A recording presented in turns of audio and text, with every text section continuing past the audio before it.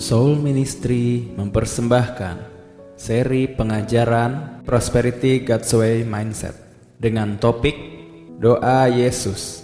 Saya percaya pengajaran ini memberkati kita semua. Tuhan Yesus menyertai. Oke, shalom semuanya. Shalom semuanya. Sekali lagi ya. Kita hari Selasa, kita lagi belajar. Minggu lalu kita mau belajar tentang apa? Masih ingat nggak minggu lalu? Minggu lalu kita belajar, kayaknya bukan sahabat Allah, penyamun ya. Hari Minggu kemarin. Oh, hari Minggu kemarin, bukan minggu lalu. Iya, kita lagi belajar tentang yang namanya penyamun. Wow, kejam. Kalau misalnya kata-kata title penyamun kayaknya serem banget ya. Penyamun itu sama identiknya dengan perampok. Sama identiknya dengan lebih kasar daripada preman. Kalau preman adalah dia di tempat umum, biasanya di tempat-tempat yang kira-kira nggak mungkin ada preman di hutan ya. Di hutan kira ada preman di hutan, nggak mungkin ya. Ngapain preman datangnya di hutan? Kalau penyamun itu datangnya biasanya di tengah hutan yang orang sering lewat. Zaman dulu itu kalau misalnya gurun pasir ya, dari satu kota ke kota lain, jadi biasanya penyamun itu yang menyergap orang-orang lalu lalang dari kota ke kota lain. Saya dulu pernah dengar ada yang namanya film Cina ya. Film Cina yang ada, biasanya film Cina itu adanya yang bawa-bawa barang pakai gerobak, terus dikawal sama bawa pedang biasanya ya. Apa gimana? Pernah nonton film seri Cina nggak? Masih lupa. Jadi ada ya. Jadi waktu dia dikawal, ngapain dia ngawal? Harusnya kan aman-aman enggak? Enggak, di tengah jalan banyak penyamun. Banyak rampok. Biasanya yang kalau sekarang di sini, kalau orang yang tahu yang namanya delivery dari Jakarta ke Medan, itu kalau bapak-bapak ibu-ibu tahu itu di tengah jalan banyak sekali dirampok ya. Tapi di sini nggak ada tuh. Dia punya truk, dia bawa polisi. Kecuali barang bawaannya mahal-mahal. Mungkin dia bawa polisi. Nah, zaman dulu biasanya bawa barang-barang itu mahal. Karena mereka trading ya antara kota. Jadi barang bawaannya banyak dan harus dikawal. Dan banyak penyamunnya luar biasa. Dan salah satunya memang Daud. Sebagai salah satu penyamun ya, Daud ya. Benar nggak Daud itu penyamun? Saya bukan kepikiran, Daud juga penyamun ya. Karena dia ngerampok-ngerampokin. Tapi enggak, Daud ngerampokin, tapi Daud enggak ngerampokin. Daud menjarah kota. Tapi dia enggak merampok orang di tengah jalan. Nah, jadi minggu lalu kita belajar tentang yang namanya penyamun. Apa itu penyamun? Mungkin yang sekarang yang mungkin saudara kita belum ini. Kok apain belajar soal penyamun? Apa hubungannya? Mungkin kita buka ayat sekali lagi ya, biar mungkin ada bapak-bapak ibu yang baru mulai. Kemarin kita dibuka ayat pertama di kitab Markus ya. Apa di mana? Masih ingat nggak? Matius sama Lukas ya. Ada bisa buka ayatnya di kitab Matius di mana? Matius 27 ya. Kali ini kita lagi belajar. Dia punya Matius 27. Ayat 32. Oke. Yang kita lihat adalah waktu cerita tentang Tuhan Yesus yang disalibkan. Tuhan Yesus disalibkan, di kiri kanannya dua orang penyamun. Kemarin tadi pagi kemarin kemarin saya ngobrol sama istri saya, ternyata ada tambahannya. Penyamun ini sebenarnya kesel sama Yesus. Kenapa saya bilang kesel?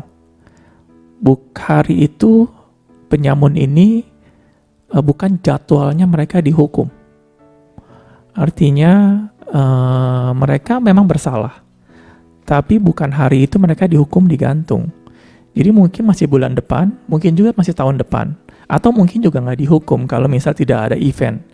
Nah pas waktu itu ada Tuhan Yesus, ada event, mau dihukum, disalibkan. Biasanya nyari teman atau gimana saya nggak tahu ya. Jadi ditambah lagi 2 orang. Jadi penyamun ini sebenarnya kesel sama Yesus. Kenapa kesel? Sekali lagi harusnya mereka nggak mati saat itu. Makanya penyamun yang di kiri menghujat Yesus. Jadi mungkin kalau satu sendiri terlalu obvious, 3 orang, jadi kita nggak tahu kesalahan gimana. Jadi sekali lagi Tuhan kasih seperti hikmat, iya ya, penyamun ini sebenarnya nggak harus dihukum hari itu. Makanya mereka menghujat Yesus. Gara-gara lu, gua disalibkan di sini.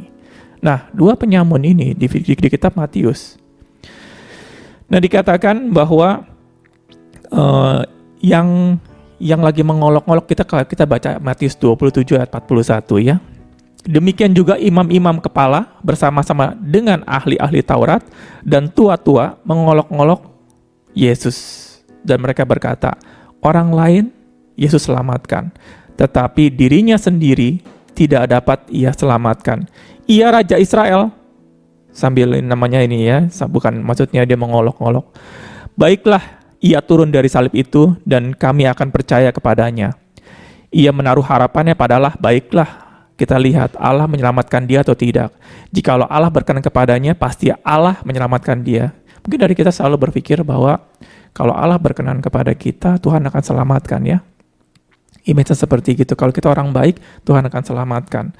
Nah, jikalau Allah berkenan kepada, karena ia telah berkata, aku adalah anak Allah. Yang ayat 44, yang hari ini kita mau ini, bahkan penyamun-penyamun yang disalibkan bersama-sama dengan dia, mencelanya demikian juga. Dikatakan di sini penyamun-penyamun berarti dua orang penyamun karena disalibkan dan dua-duanya mencela Yesus. Saat itu juga buat itu saya bertanya kenapa dia harus mencela. Ternyata tadi jawabannya ketemu. Seharusnya penyamun ini tidak disalibkan pada hari itu. Jadi dia kesal banget sama Yesus. Nah, kita baca di sini. Kemarin kita mungkin ada yang mau ditambahkan, ada yang mau bertanya soal penyamun ini. Ada yang nggak ngerti kira-kira? Belum ya? Saya lanjutkan. Dan akhirnya kita buka kitab Lukas. Lukas 23 ayat 39. Kita baca ya. Seorang dari penjahat yang digantung itu menghujat dia atau menghujat Yesus. Katanya, bukankah engkau adalah Kristus? Selamatkanlah dirimu dan kami. Sekali lagi penyamun itu kesal banget sama Yesus. Tetapi yang seorang, itu yang dikatakan, yang seorang menegur dia. Katanya, tidakkah engkau takut juga tidak kepada Allah, sebab engkau menerima hukuman yang sama. Kita memang selayaknya dihukum, sebab kita menerima balasan yang setimpal dengan perbuatan kita. Tetapi orang ini tidak berbuat sesuatu yang salah. Lalu Yesus berkata, penyamun itu berkata kepada Yesus, Yesus ingatlah akan aku apabila engkau datang sebagai raja. Kata Yesus kepadanya, aku berkata kepadamu sesungguhnya hari ini juga engkau akan ada bersama-sama dengan aku di dalam Firdaus. Minggu kemarin kita belajar tentang dan dikatakan kok kayaknya dua kontradiksi ya. Yang satu menghujat, yang satu tidak menghujat. Dua-duanya tidak kontradiksi. Sekali lagi, mungkin Matius melihat orang tersebut jam 9 pagi. Dua-duanya lagi menghujat karena lagi masih kesel. Dalam perjalanan waktu, mungkin jam 2 siang atau bagaimana, salah satunya bertobat. Kenapa saya bertobat? Mungkin dia melihat Yesus ya tidak mengerang, tidak mengeluarkan kata-kata apapun, dan dia tidak minta tolong apapun. Sekali lagi, Yesus waktu disalibkan pun dia tidak minta tolong siapapun manusia. Kalau kita waktu kita misalnya punya masalah, kita selalu minta tolong kiri kanan ya. Waktu kita haus, berikan aku minum, lagi lapar kita. Tapi Yesus waktu disalibkan, dia tidak minta minum dan dia tidak minta makan. Kalau dikatakan, oh enggak, Yesus minta terakhirnya, sebenarnya dia enggak minta minum. Kenapa saya bilang dia tidak minta minum atau dia tidak minta makan untuk mengobati? Karena Yesus akan menanggung semua kesalahan kita. Segala sakit penyakit, segala kelemahan kita dia tanggung. Bahkan dia tidak meminta tolong manusia. Karena benar-benar Yesus menanggung semua penderitaan kita. Nah, jadi mungkin jam 9 pagi waktu disalibkan, satu penyamun dua-duanya, dia menghujat Yesus. Tapi mungkin jam 1 atau jam 2 siang, salah satu bertobat. Sekarang saya katakan, waktu bertobat ada yang tahu nggak? Nggak ada yang tahu. Karena dia yang tahu antara dia dengan Yesus waktu disalibkan. Dan saya juga tanya sama Tuhan, bagaimana tahu Lukas seperti ini? Sedangkan nggak ada yang tahu saat itu. Ada yang kira-kira ada yang bisa komen nggak? Kenapa Lukas bisa tahu? Bisa dilafkam, tetapi 40 hari Tuhan, waktu dia bangkit, dia 40 hari berbicara kepada murid-muridnya. Mungkin dia berbicara semua, dia ceritakan semua, mungkin ditanya, mungkin terus juga bercerita. Ini adalah kesaksian jadi benar-benar terjadi. Bukannya hanya cuman penglihatan, tapi satu kesaksian. Jadi saya percaya Matius benar, Lukas juga benar. Nah, sekali lagi, kemarin kita cerita bagaimana waktu kita tidak mempunyai pengharapan kepada orang-orang kita kasihi, pada waktu mereka mendahului kita. Mereka sudah terima Tuhan Yesus atau belum? Mereka katakan seperti apa? Tapi kita ingat, Tuhan itu maha adil. Dan kita nggak tahu apa yang dilakukan oleh Tuhan terhadap orang tersebut. Karena detik-detik terakhir, orang bisa bertobat. Nah, dikatakan, wow, enak sekali orang tersebut. Kalian mau nunggu detik-detik terakhir terima Tuhan Yesus? Saya nggak mau. Mendingan sekarang aja terima Tuhan Yesus ya. Nah, jadi orang tersebut menerima Tuhan Yesus. Orang tersebut diselamatkan oleh Tuhan, tapi nggak ada yang tahu. Ini membuat kita punya satu pengharapan. Pada waktu kita melihat orang-orang kita kasih mendahului kita, kita nggak tahu mereka sudah terima Tuhan atau belum. Tapi dengan ayat ini, Tuhan pasti ngomong dengan mereka, karena mereka punya kesempatan. Oke, kira-kira ada pertanyaan nggak di sini? Atau ada yang mau komen? Atau kita katakan, kalau gitu kita nggak perlu ngomong ya soal Tuhan, nah Tuhan sendiri bisa nginjilin orang tersebut. Mungkin orang ngomong seperti itu ya? Enggak. Karena kenapa Tuhan katakan, jadikanlah segala bangsa muridku.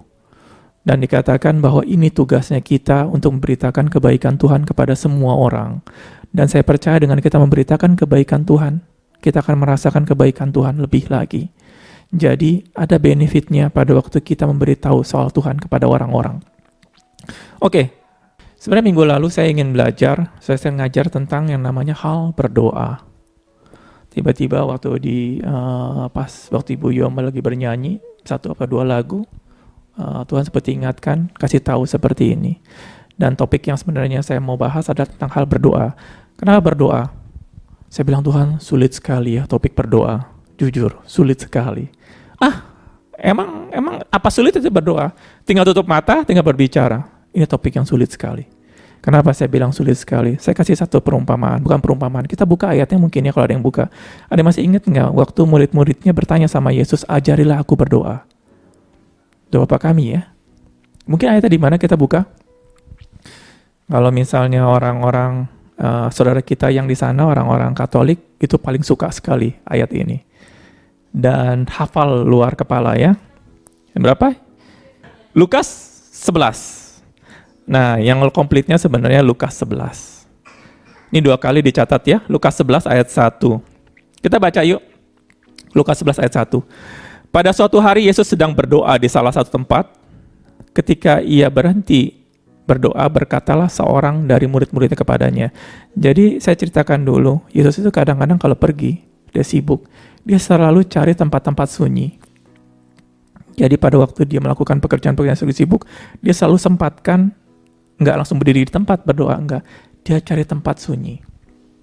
Kenapa kadang-kadang waktu kita terlalu sibuk, waktu kita terlalu dalam hidup ini, ya sibuk mengerjakan ini, kadang-kadang kita lupa, tapi Yesus sudah belajar. Dia selalu menyempatkan diri berdoa. Berdoa di mana? Di selalu tempat yang sunyi.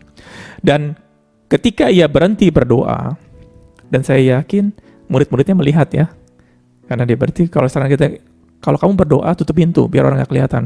Yesus kelihatan di sini. Ketika Yesus berhenti berdoa, berkatalah seorang dari murid-muridnya kepadanya, Tuhan, ajarilah kami berdoa, sama seperti yang diajarkan Yohanes kepada murid-muridnya. Nah, ini ayat sebenarnya baru ayat 1, yang 1,5 ya. Ini benar-benar powerful sekali. Kenapa saya bilang powerful? Ini nggak make sense kalau orang bertanya ini, maksudnya murid-murid bertanya kepada Yesus soal berdoa. Kenapa saya bilang nggak make sense? Orang Yahudi itu dari pagi sampai malam tahu tentang namanya berdoa. Ada doa pagi, doa makan, doa siang, doa sore, doa motong ini, doa apa segala macam semua didoain. Pokoknya doain semuanya. Ada doa-doanya. Kalau nggak percaya baca Imamat. Ada doanya semua. Jadi pada waktu murid-muridnya bertanya kepada Yesus, ajarilah kami berdoa. Ada yang aneh. Kayak misalnya di sini siapa yang jago sesuatu ya? Mungkin Hardi kontraktor ya, mungkin ngerti yang namanya ngaduk semen kali ya. Akhirnya tahu cara ngaduk. Akhirnya Hardi tanya sama Kak Hengki, ajari saya dong cara ngaduk semen. Nggak masuk akal. Hardi kan kontraktor. Kok nanya saya yang cara ngaduk semen? Begitu pula dengan murid-murid ini. Murid-murid ini jago sekali namanya berdoa. Tapi mereka bertanya sama Yesus, ajarilah kami berdoa. Sama seperti yang diajarkan Yohanes kepada murid-muridnya. Pernyataan ini benar-benar pernyataan dari dalam hati. bahwa ada sesuatu kekosongan. Bahwa Yesus waktu berdoa, powerful sekali. Dan Yesus waktu murid-murid melihat bahwa Yesus itu begitu ada yang luar biasa pada Yesus berdoa.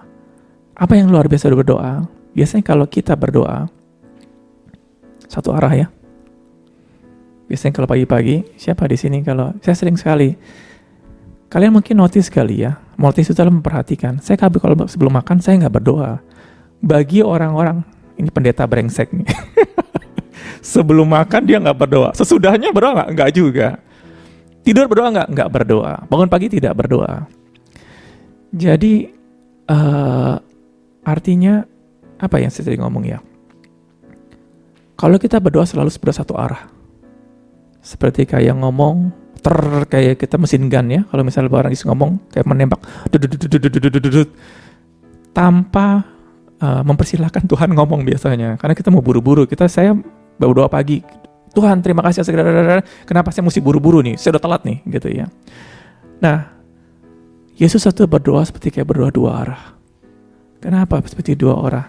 Seperti kayak ada satu pribadi yang dia melihat satu pribadi dan berbicara.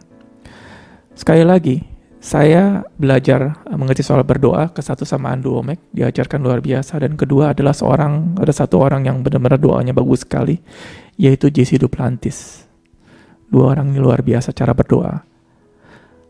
Andrew Wommack mengajarkan dasar-dasar, Jesse Duplantis dia mengajarkan berdoa luar biasa, sekali lagi berdoa seperti ini.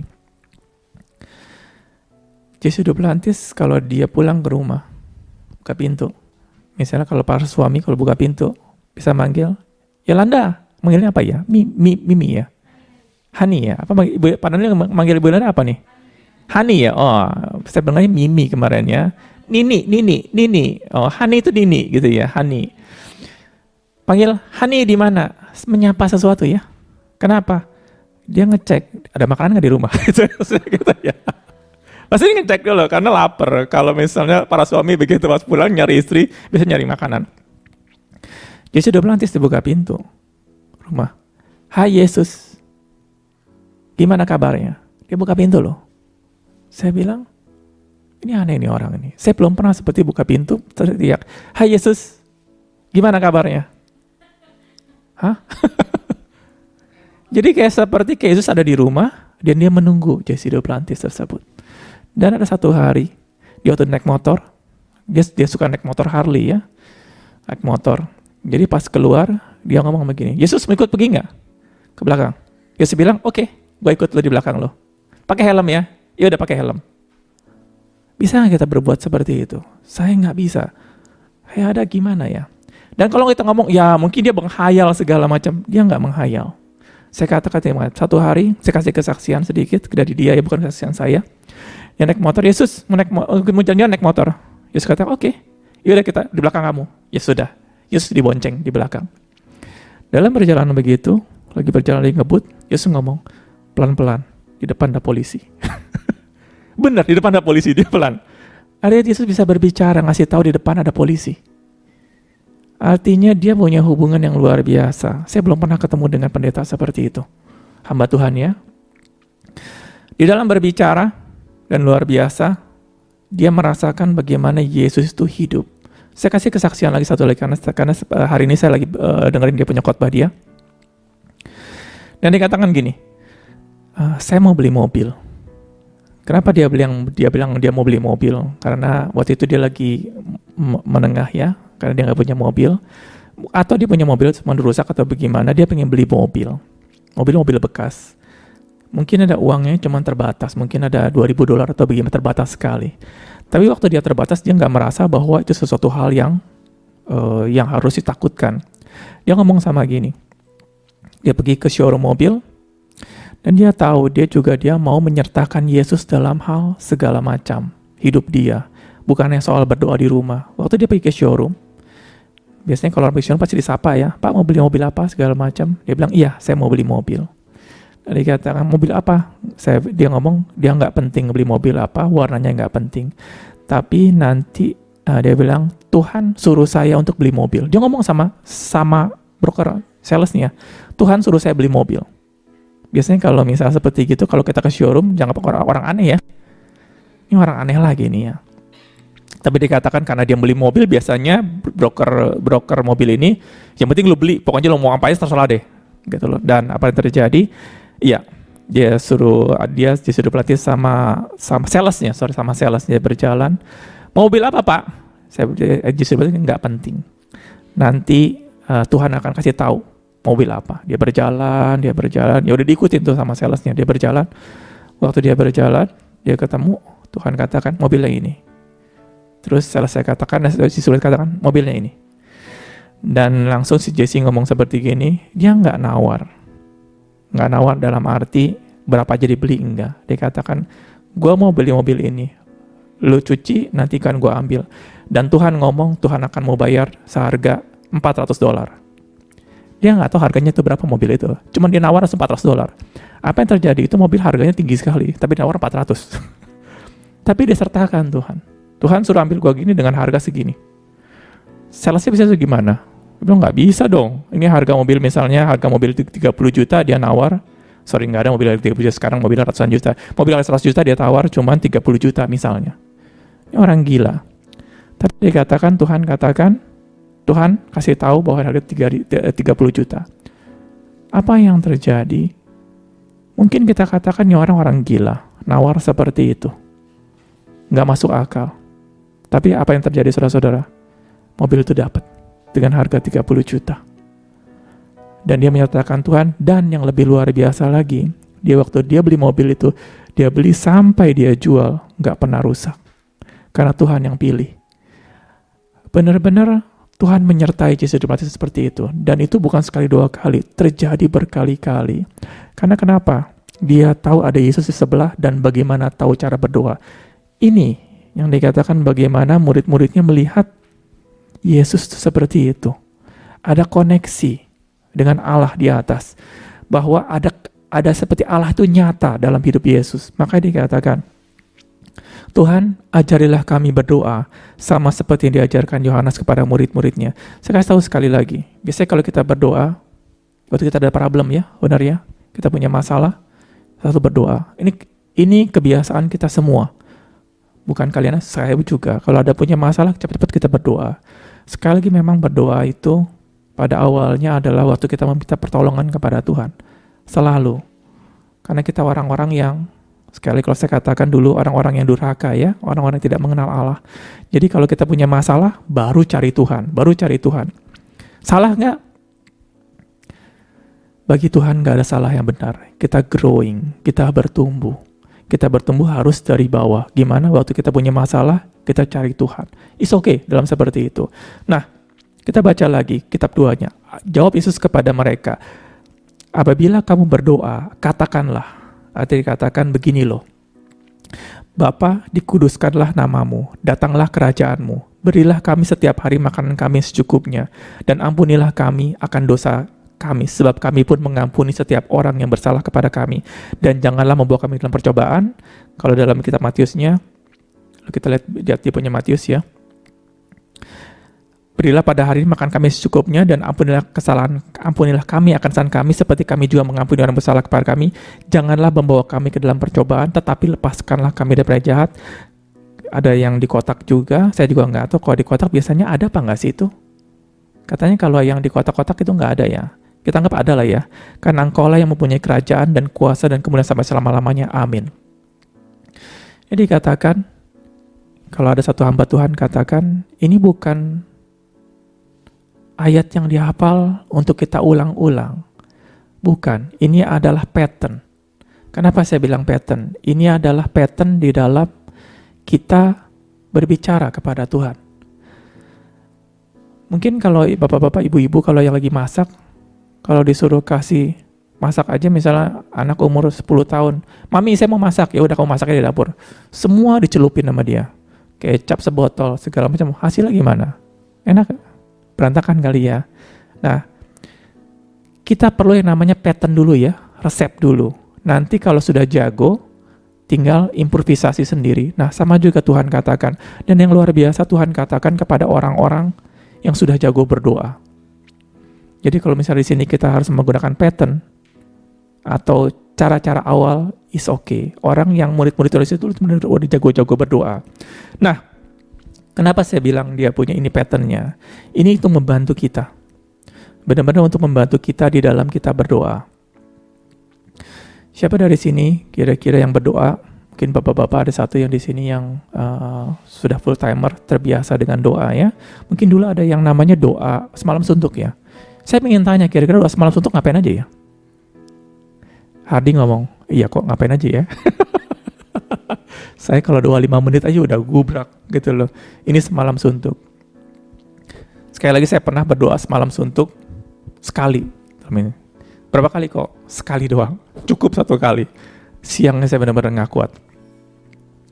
Dan sebenarnya mungkin nggak tahu kalau dulu di gereja-gereja lama mungkin pada ilmu Yulanda ada 1 kali ya, seminggu sekali apa sebulan kali sih? Sebulan sekali. Diharuskan atau terpaksa? Diharus ya. Sebenarnya mau pergi nggak sih kira-kira? Mau ya. Kenapa? Maksudnya biar jaga image ya. Kalau nggak datang, dia kan hamba Tuhan. Kenapa nggak ikut doa gitu ya?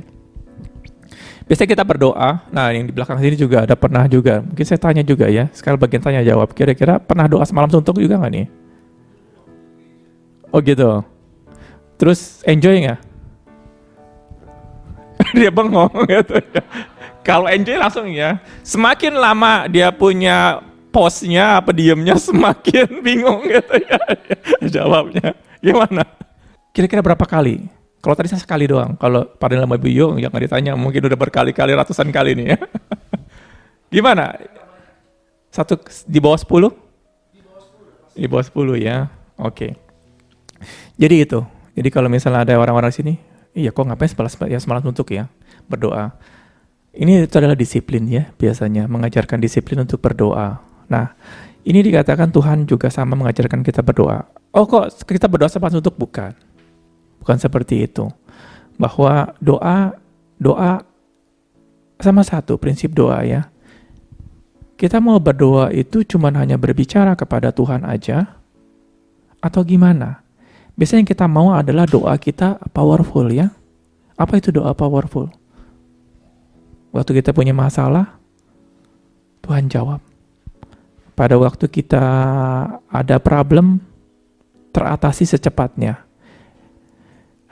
Bukan secepatnya, maksudnya adalah ada satu pengharapan atau bisa beres lah. Orang sakit disembuhkan.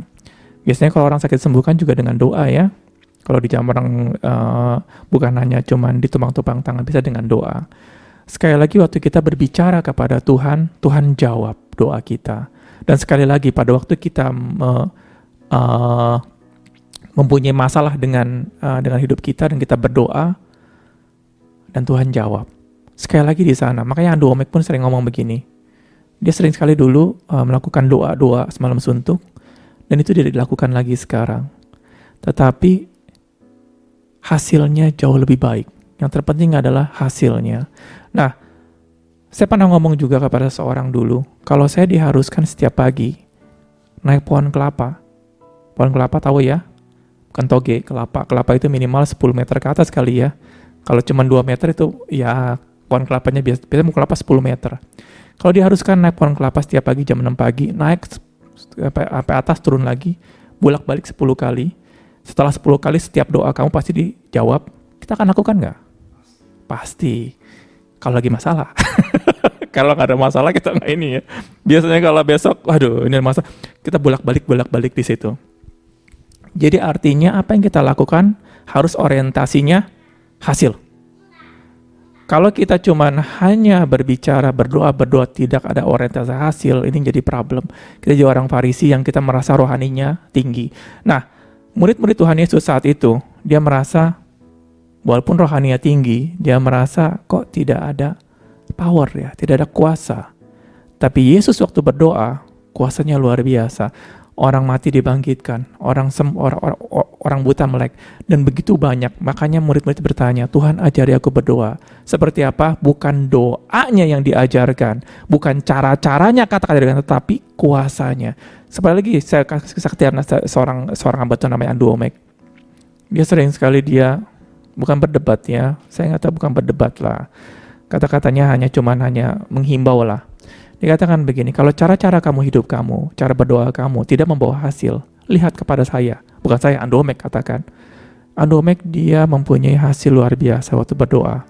Orang mati, anaknya mati loh, dibangkitkan. Istrinya juga waktu dia mati dibangkitkan juga. Ada orang yang buta melek, semua. Ada suatu kuasa yang hidup. Yang terpenting waktu kita berdoa adalah ada kuasa. Makanya Paulus juga katakan bahwa kerajaan Allah bukan soal makanan dan minuman, tetapi soal kuasa, damai sejahtera, dan sukacita. Ada satu kuasa yang terpentingkan. Nah, sekali lagi, kalau kita waktu berdoa, kita mau ada hasil. Entah hasilnya itu dalam bentuk manifestasi. Kalau kita ngomong soal manifestasi, jujur, ada satu hamba Tuhan namanya Jesse Duplantis, dikatakan gini, nubuatan tanpa manifestasi itu sama dengan namanya kegagalan. Wah, kasar ya. Satu impian tanpa ada manifestasi, nubuatan sama nubuatan itu adalah sesuatu hal yang akan datang, impian atau planning ke depan, tetapi tidak membawa manifestasi, itu sama juga dengan kegagalan. Waktu saya dengar seperti itu, wow, luar biasa, berani sekali ya orang ngomong seperti itu. Artinya dia benar-benar orientasi hasil. Ada sekali kesaksian sama orang tersebut. Sorry, saya akan masukkan kesaksian yang cukup banyak.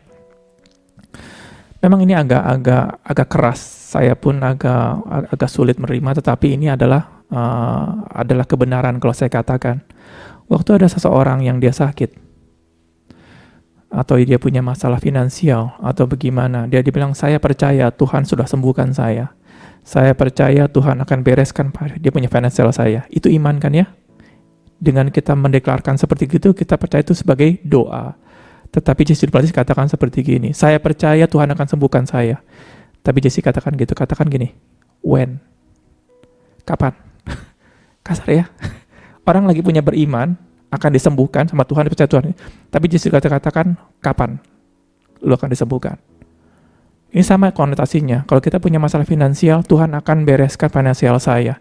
Tuhan akan set purchase dengan karena dia yang kaya mau jadi miskin, supaya saya miskin menjadi kaya. Saya percaya di sana. Jesse katakan, when? Kapan? Menanti-nantikan sesuatu itu ada waktunya. Nah, sekali lagi, ini saya juga butuh waktu untuk mengajarkan, tetapi saya percaya nih orang ini bagus. Dan setelah ada when, dikatakan satu lagi. Kalau dia sudah percaya, iya saya percaya tahun depan saya akan bisa seperti gini. Tuhan sudah siapkan saya tahun depan. Jesse katakan lagi, how? How itu adalah bagaimana menciptakan itu. Ada tanda-tandanya. Wow. Jadi ternyata kerajaan Allah itu bukan di awang-awang. Kerajaan Allah dengan doa itu bukannya cuman konsep. Enggak. Ada dikatakan when, kepastian. Sekali lagi saya katakan kalau misalnya ini ada dua orang yang mengatakan hamba Tuhan.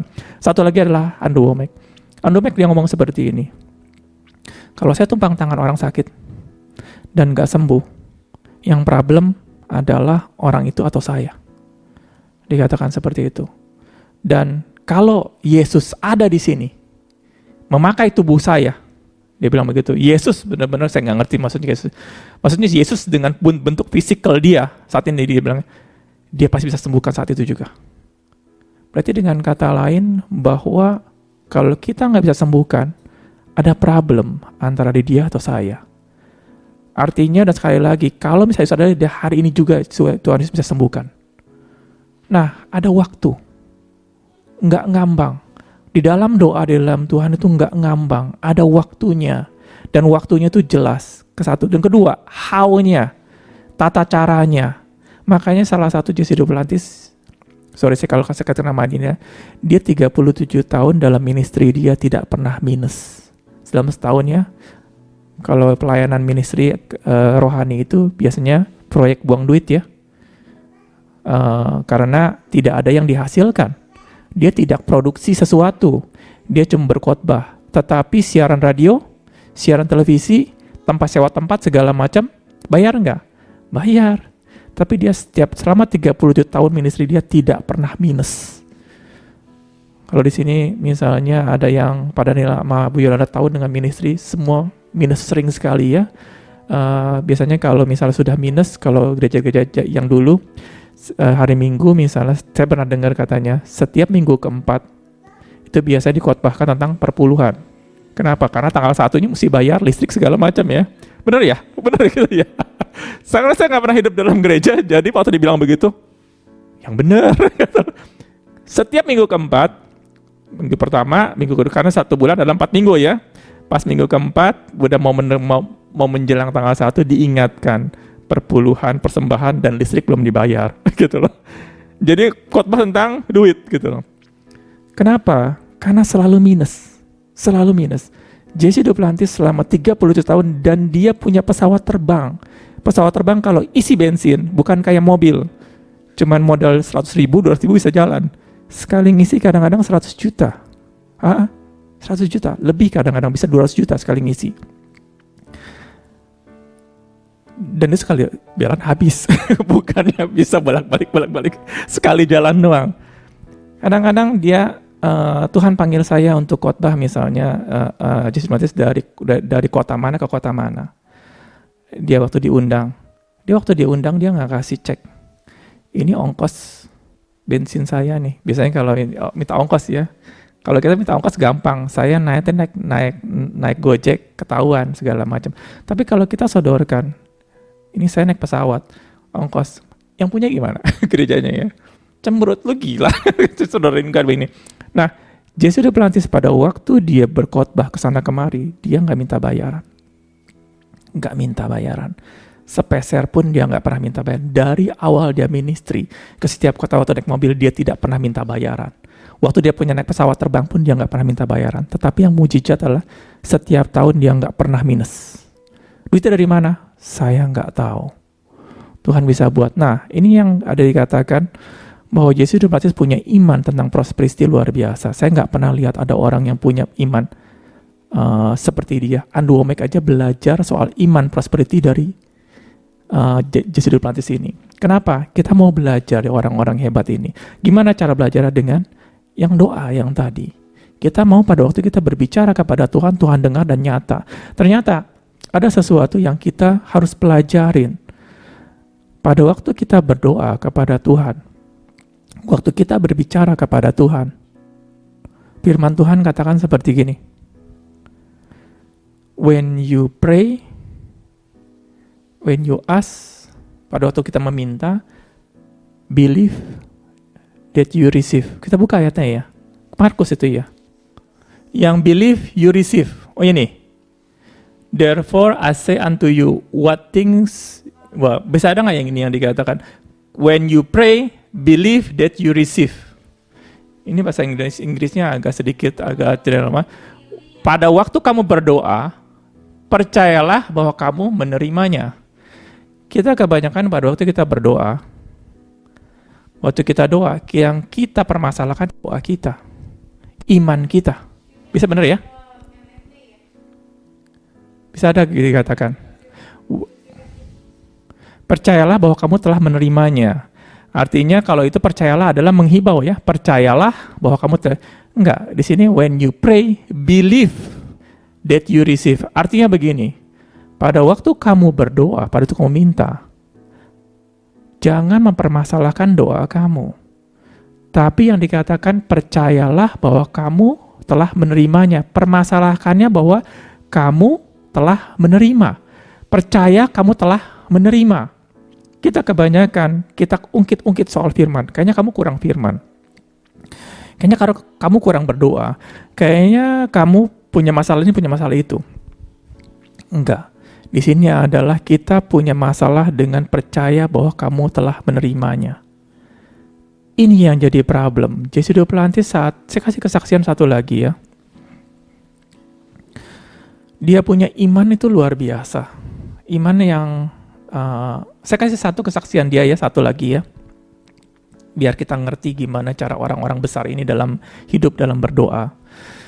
Dia pada waktu dia mau beli rumah, tempat buat ministry dia. Kenapa dia sering nawar dengan harga yang murah? Saya pikir dia ini pelit. Cuman mau enaknya aja beli yang barang mahal dibeli murah-murah. Enggak, bukan. Baru saya dapat hari ini. Saya kasih kenapa dia beli seperti itu. Dia berjalan sesuai dengan firman Tuhan. Apa firman Tuhan? Dikatakan dunia dan segala isinya ini milik siapa? Bukan milik Tuhan. Ini adalah milik Adam.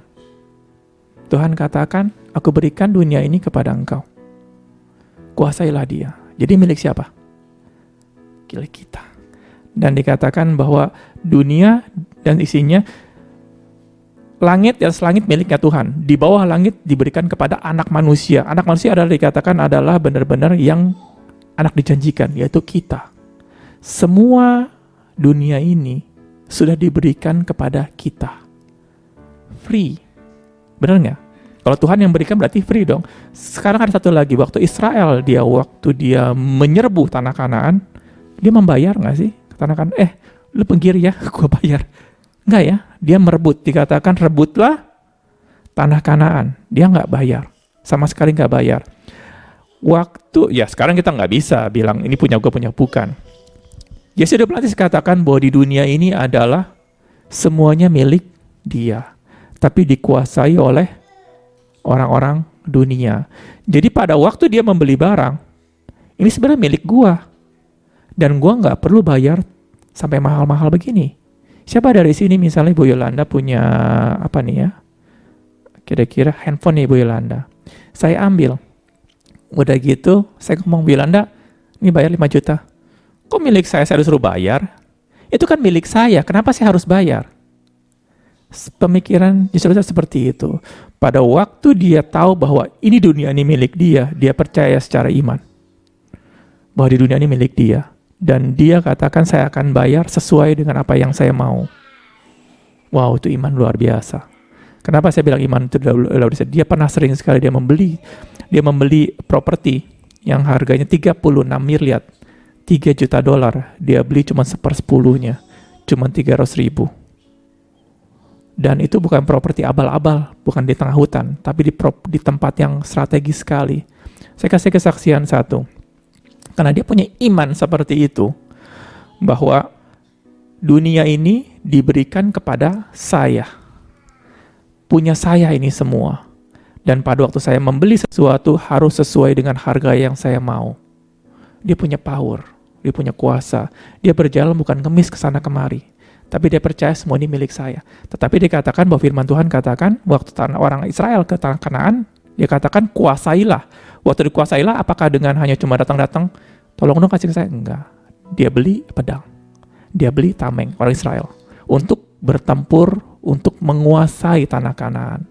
Sama juga kita pada waktu Tuhan katakan kuasailah, bukan sekonyong-konyong. Tuhan akan berikan. Kita kebanyakan waktu kita minta sama Tuhan, Tuhan akan berikan, Tuhan akan berikan. Enggak.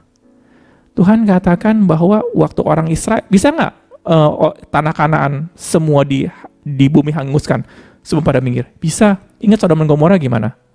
Habis semuanya dalam 1 hari. Tanah Kanaan bisa nggak? Bisa.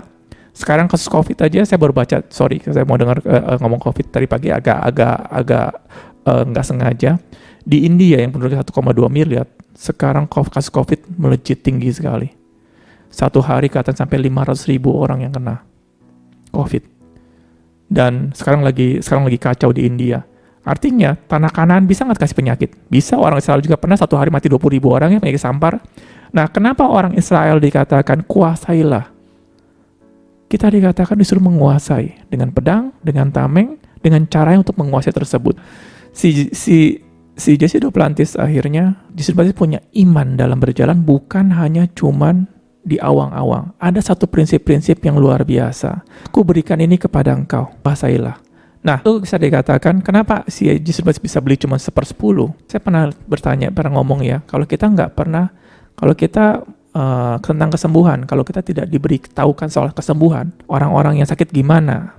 Ada kesaksian-kesaksian, biasanya kita nggak percaya ya, bahwa ada kesembuhan. Tentang berbahasa roh, juga kalau kita tidak dikatakan bahwa ada tanda-tanda orang berbahasa roh dengan kuasanya, kita pun nggak percaya. Sama persis dengan soal finansial. Saya ngomong seperti gini biar menimbulkan iman. Si Jesse Duplantis, waktu dia berjalan tentang finansial, dia tahu. Ini bukan hoki, bukan cuma sekali, dua kali, berkali-berkali. Andomek pun sama. Keris yang sekarang dibeli, tahu nggak harganya berapa keris? Keris itu yang dibeli sekarang, saya kasih tahu harganya 1 juta apa 2 juta dolar ya? Kurang lebih murah sekali, 1 juta dolar. Seingat saya, 1 juta dolar. Tahu nggak di dalamnya? Itu tanahnya kurang lebih mungkin besar sekali. Kalau kita lihat Keris, taruhlah mungkin 10 hektar atau 20 hektar, saya nggak tahu. Pokoknya besar sekali. Itu harga tanahnya ya dia bilang katanya $5 juta. Dia beli dengan harga $1 juta. Wow, untung gede ya. Enggak juga. Di dalamnya ada bangunan harga $3 juta. Luar biasa ya. Kalau kita katakan bangunannya aja ada bangunan 3, tapi dijual dengan $1 juta. Dan dia nggak ngerengek. Malah disodorkan, lu ambil. Dan itu pun jadi nubuatan. Yang Keris yang sekarang itu sudah dinubuatkan 10 tahun sebelum beli, akan dijadikan tempat Bible School yang luar biasa. Ada seseorang mempunyai visi sana. 10 tahun sebelum Andrew Wommack dia beli, ada orang menubuatkan di sana. Siapa itu yang punya tanah tersebut? Yang punya tanah tersebut orang dunia akhirnya terima Tuhan Yesus, diinjili oleh seorang perawat, tapi karena umurnya nggak cukup, akhirnya setelah terima Tuhan Yesus dia meninggal. Sebelum meninggal dia ngomong sama anaknya, tanah yang di situ saya mau dijadikan Bible School. Akhirnya anaknya tersebut, dia percaya itu nubuatan dari Tuhan, dia bikin sekolah Bible School. Dia habis banyak sekali, dibikin bangunan segala macam banyak sekali, total $3 juta, tapi tidak berjalan. Waktu diambil sama Andrew Wommack, persis sekali nubuatannya itu, dan sekarang menjadi Keris yang luar biasa. Jadi permintaan yang bapaknya yang tadi, walaupun gak kelihatan, Tuhan selalu mendengar. Nah sekali lagi, apa saja yang kita minta sama Tuhan, Tuhan selalu mendengar, walaupun gak terjadi hari ini, akan terjadi. Akan benar-benar terjadi. Nah, sekali lagi, saya ngomongin soal prosperity adalah tentang namanya iman. Kita bisa mendengar bahwa sekali lagi waktu Yesus dia beli, dia punya properti tersebut, dia beli sesuai dengan harga dia yang mau, bukan karena dia pelit. Bukan karena dia untung gede. Dia tahu persis dunia ini dan isinya telah diberikan kepada anak-anak Tuhan. Pada waktu telah diberikan anak Tuhan, saya akan bayar sesuai dengan apa yang saya mau, bukan sesuai dengan engkau. Dan apa yang terjadi? Nah kejadian yang tadi dia bilang, kenapa di waktu dia tawar harga $3 juta, dia tawar cuma 300.000. Lawyernya dia atau brokernya dia itu dia bilang udah ketakutan, lu nggak salah. Nawar properti, misalnya kita pergi ke Pondok Indah, harga propertinya 36M, kita tawar 3M aja ya. Dia aja udah malu nawarnya. Tapi Jesse Dwasi pun sebenarnya udah ketakutan juga. Tuhan itu harganya 3 juta, lu suruh gua tawar 300.000. Tapi Tuhan ngomong sama dia seperti begini, gua cuma mau bayar 300.000. Kalau lebih dari itu lu bayar, lu yang bayar sendiri. Dia bilang, udah. Kalau begitu ya udah ikut kata Tuhan aja, gua juga nggak mau bayar. Waktu dia bilang suruh dia bayar sendiri, Tuhan, ya sudah tawar 300.000. Yesus Dwasi saja udah bilang, aduh kayaknya nggak dapet. Tapi ya taat kepada Tuhan ya. Dia ngomong kepada orang tersebut, kepada lawyernya, suruh lawyernya tawar kepada orang tersebut. Orang ditawar aja ngamuk loh. Siapa di sini kalau pergi ke kita punya barang harganya 1 juta ditawar 50.000, ngamuk nggak? Ngamuk lah, gitu ya. Siapa di sini yang tawar? Kalau kita jualan barang di pasar ya, ibu-ibu misal gimana? Saya nggak ngerti kalau di pasar. Bener nggak sih ibu-ibu kalau misal harganya 10.000, 1.000 Pak ya? Nawarnya berapa persennya kalau di pasar? Dikasih free. Nah, lebih bagus kasih free ya. Nah, dia waktu tawar 300.000 aja dia bilang, aduh Tuhan, ini gimana ya? Akhirnya suruh orang dia taat. Apa yang terjadi? Itu tanah sekali saya ceritakan. Dia punya tanah, properti tersebut ternyata mau disita sama pemerintah. Tapi dia nggak tahu. Akhirnya dia dapat harganya 36 miliar. Dia dapat dengan harga 3M. Dan dia katakan gue akan bayar jam 10 pagi. Jam 10 pagi dia akan bayar. Jam 3 sore itu tanah sebenarnya akan disita oleh pemerintah. Jadi nggak ada yang beli segala macam. Yang beli cuman hanya si Jesse Duplantis doang. Penawar pertama doang. Nah Tuhan bisa melihat hal-hal seperti itu. Yang di luar nalar kita. Waktu kita berjalan, saya pernah ngomong kan soal prosperity. Bagi Tuhan itu bukan linear, tapi eksponensial. Cara eksponensial, cara-cara Tuhan seperti itu. Dan waktu kita mendapatkan hal-hal dari Tuhan, kita nggak jadi sombong. Kenapa? Iya, bukan usaha kita. Pada waktu kita menjadi usaha kita, siapa yang kita tinggikan? Tuhan yang kita tinggikan. Oke, hari ini kita cuman belajar tentang doa. Saya kasih sedikit tentang doa-doa seperti ini, kesaksian-kesaksian. Nanti hari Minggu saya akan lengkapkan lagi ya. Oke, saya kasih kesaksian sedikit ya kata dia ini. Sebenarnya minggu yang lalu pernah dengar kan kripto ya. Kripto kemarin lagi jatuh. Saya lagi pas bangun tidur. Hari Minggu yang saya ngomong ya, hari Minggu jatuh. Saya langsung beli. Waktu saya beli, karena saya baru pertama kali main kripto, buk. Dan belinya juga cukup banyak karena saya percaya itu suara Tuhan suruh beli. Cuman saya ini nggak kuat mental. Jadi waktu naik sedikit saya jual.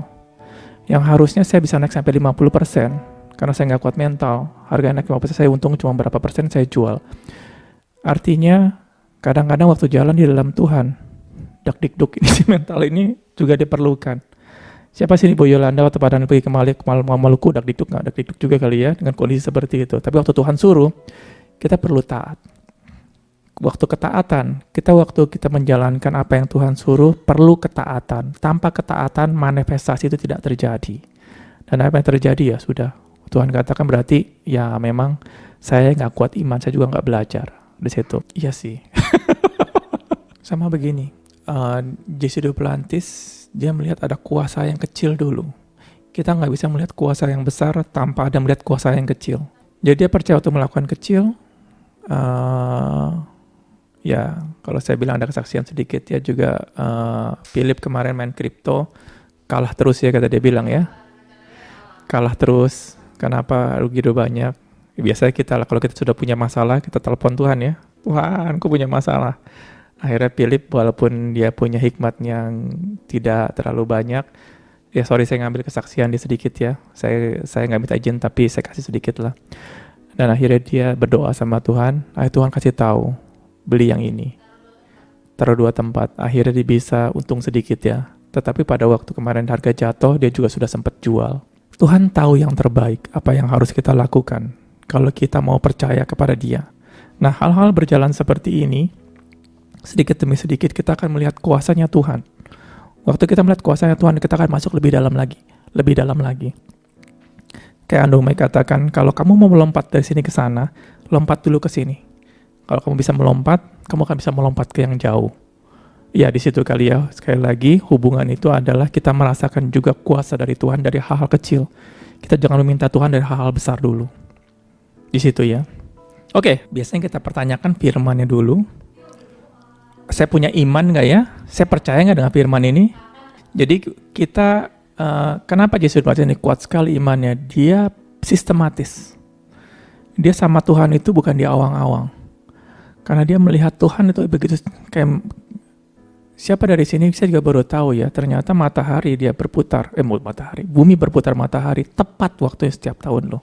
Tidak lebih, tidak kurang. Hebat ya. 365 hari berapa saya nggak tahu. Pokoknya itu tepat. Selama bertahun-tahun tepat.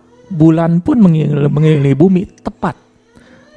Tepat sampai ke detik-detiknya. Kalau Tuhan mempunyai sistematis begitu luar biasa, bagaimana mungkin pada waktu Tuhan bekerja, kita kayak ngambang. Dapat apa enggak ya? Gimana caranya ya? Nah, Tuhan Yesus pada waktu dia berdoa kepada Allah, dia tahu persis bahwa yang believe that you receive. Jadi dia nggak punya problem dia dengan Tuhan. Yang dia bereskan adalah sekarang, kapan gue menerimanya, bagaimana caranya? Kita usahakan. Makanya Tuhan katakan, kuasailah dunia ini. Dan dia nggak bertanya lagi, aduh gue gimana? Kalau Tuhan sudah suruh, when dan how. When, how. Pada waktu seperti itu kita jadi kreatif ya. Kalau Tuhan sudah suruh, pasti Tuhan kasih kuasa. Gimana sekarang berjalannya? Tuhan kalau satu lagi dikatakan satu prinsip ya. Dia punya prinsip seperti ini. God will give you big idea, you handle small thing. Apa itu? Kalau Tuhan sudah memberikan kamu ide yang besar, jangan tanya Tuhan lagi hal-hal kecil. Artinya, Tuhan sudah suruh saya bikin ini. Nanti lampunya beli di mana ya? Itu sama juga kita nggak berusaha. Waktu Tuhan suruh saya buat di sini, saya nggak tanya Tuhan kamarnya di mana, enggak. Saya akan buat segala macam semua. Artinya gini, God will give you big idea, you handle small thing. Kalau Tuhan sudah memberikan kamu ide yang besar, kamu handle yang kecil-kecilnya. Kenapa? Karena Tuhan akan backup dari semuanya. Jadi kadang-kadang waktu Tuhan berikan kita ide yang besar, kita tanya Tuhan juga, Tuhan boleh nggak ya? Ini gimana ya? Ini gimana? Ada kesaksian lagi, sekali lagi saya pakai situasi juga. Istrinya, saya pernah cerita ya, waktu Jesse Duplantis menghadiri satu gereja, akhirnya dia mau suruh kasih duit persembahan ya. Dan Jesse katakan kepada istrinya, Kathy tolong dong kamu kasih persembahan. Terus si Kathy tanya, berapa? Jesse katakan, terserah lu. Hebat ya kalau ngomong itu ya. Si istri katakan, oke. Iya. Dan dia karena dulu bukan dulu, dia yang kemana-mana orang Amerika pada pakai cek. Kalau sekarang sudah kasih cek, biasanya kita nggak mau terima kontan karena kita nggak percaya sama cek. Dia kemana-mana buat cek, akhirnya dia tulis ceknya, udah dikasihin. Nah waktu dia pulang, jadi praktis iseng nanya sama istrinya, tadi lu kasih berapa ya? Dia bilang kasih $200. Hah, lu nggak salah kasih $200? Maksudnya kecil loh, iya. Kenapa lu cuma kasih $200 doang? Dia bilang gitu. Itu kan, ya maksudnya dia tuh biasanya Roya kasih $1,000, $2,000. Enggak, saya kasih $200,000. Wah, dia ngomong-ngomong, gila banyak banget. Enggak. Tapi dia katakan, it's okay. Karena gue sudah ngomong, apapun yang lu tulis, gue akan backup. Sama kita dengan Tuhan. Kalau Tuhan sudah ngomong sesuatu sama kita, aku mau ini. You handle small thing. Kenapa? Tuhan akan backup kita dari semuanya. Nah, waktu Tuhan akan backup, kita nulisnya tenang, enak-enak aja. Cek, kita tulis. Nah, dia punya prinsip-prinsip, sekali lagi dia punya Jesse Duplantis. Itu bukan prinsip-prinsip hafalan. Bukan prinsip-prinsip yang bisa dikatakan, dia punya cara kerjanya luar biasa. Yang di luar nalar saya yang tadi. Saya banyak belajar ya, cara-cara prosperity dia. Sekali lagi saya nggak pernah dengar ada orang mempunyai prinsip seperti itu dan mempunyai hubungan sama Tuhan luar biasa. Jadi dikatakan when yang tadi adalah bukan when yang nagih-nagih sama Tuhan. When itu ditujukan kepada kita. Karena tugas Tuhan sudah beres ya. Pada waktu kita berdoa minta sama Tuhan, Tuhan sudah berikan. Yang jadi masalah adalah waktu manifestasi tersebut. Kayak tadi kan, nubuatan tanpa manifestasi itu sama juga dengan failure, dengan kegagalan. Dan dia percaya di situ. Jadi prinsip-prinsip kita dibukakan bukan cuman hanya belajar firman aja, tetapi aplikasinya itu yang penting. Nah sekali lagi, yang waktu kita ngomong when, itu bukan kita merengek sama Tuhan. Tuhan kapannya? Tuhan katakan Tuhan sudah diberikan. Kok nanya when lagi? When ini kita tujukan kepada kita sendiri. Kenapa belum terjadi manifestasi? Apa problemnya ini? Gitu loh, kita cari how-nya yang tadi. Kita cari mungkin apakah kita kurang mengerti. Kita tanya Tuhan, masalah kita di mana? Nah, kita akan pelajari itu salah satunya tentang hal berdoa. Karena kalau kita nggak ngerti cara berdoa, pakai firman Tuhan, kita baru belajar ya. Yang tadi sebenarnya kita belum ini. Harus saya kasih kisi-kisinya. Ada yang namanya nanti ada salah berdoa. Salah meminta. Dan firman Tuhan katakan, kamu berdoa juga. Tapi kamu salah. Kamu ribut. Kamu bertengkar. Itu dikata. Jadi sekali lagi yang tadi saya kasih kesaksian-kesaksian orang, itu orang-orang semua melakukan sesuatu untuk Tuhan. Bukan orang-orang dunia. Saya nggak tadi kesaksian Bill Gates dapat apa segala, enggak. Anak-anak Tuhan pada waktu dia, sekali gini, kita meminta tubuh ini menjadi sehat, biasanya karena kita sakit tuh nggak enak, capek, sakit, pain, ya takut mati juga ya. Dan kata Tuhan tolong sembuhkan. Tuhan katakan, bukan Tuhan katakan, saya yang ngomong, kalau Tuhan sembuhkan, kamu mau ngapain? Ya biar saya bisa jalan-jalan ke luar negeri, saya bisa jalan-jalan ke mall, saya bisa enak hidupnya. Itu dikatakan bahwa kamu ingin memuaskan hidup kamu untuk kepuasan diri kamu. Pada waktu kita tanya, Tuhan tolong belikan saya rumah segala macam. Kalau sudah saya berikan kamu rumah mau ngapain? Ya biar saya punya rumah, saya nggak usah takut lagi, biar nggak kehujanan segala macam. It's okay, cuma seperti gitu. Tapi mau nggak kita ingat pekerjaan Tuhan? Mau nggak kita ingat? Karena Tuhan katakan carilah dahulu kerajaan Allah. Kita berdoa biasanya nggak cari itu dulu ya. Cari kita. Tuhan gue capek, Tuhan gimana? Gue jalan kemana? Aduh, gue kemana-mana naik bus segala macem. Tuhan gue minta mobil. Kita nggak cari kerajaan Allah dulu. Yang kita cari kerajaan kita sendiri. Ego kita, status kita. Tapi kalau kita serahkan tadi rela kehilangan ya, Tuhan, saya nggak ada masalah jalan kaki kemana-mana, is okay, malah saya bagus. Tapi Tuhan, kalau saya jalan kaki dari sini ke Cawang, ada pelayanan di sana, ada orang, kasihan orang-orang di sana. Akhirnya gara-gara saya nggak sampai, akhirnya tidak terberkati. Tuhan, saya ingin minta mobil supaya orang di sana diberkatin. Tuhan, saya ingin punya rumah. Kenapa? Saya capek pindah-pindah. Kalau saya pindah-pindah, akhirnya waktu saya habis ke sana. Yang harusnya saya memikirkan kerajaan Allah, melayani orang, akhirnya saya sibuk untuk pindah-pindah. Pikirkan dulu kerajaan Allah dan kebenarannya, maka semua akan ditambahkan kepada engkau. Nah, hal yang seperti hal berdoa di situ.